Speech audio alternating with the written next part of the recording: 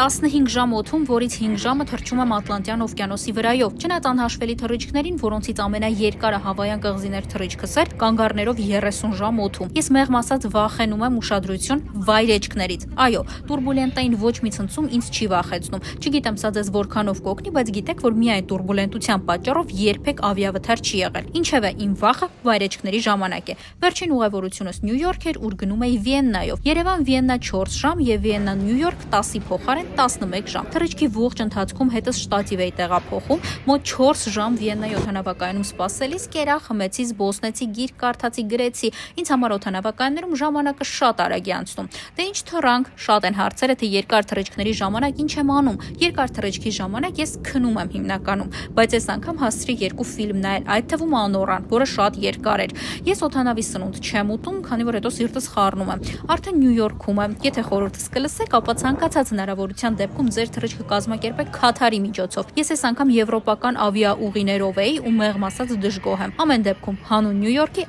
արժի ցանկացած թռիչք։ Իսկ դուք ավիաֆոբիա ունեք կամ հանուն որ երկրի եք պատրաստ հաղթահարել ավիաֆոբիան։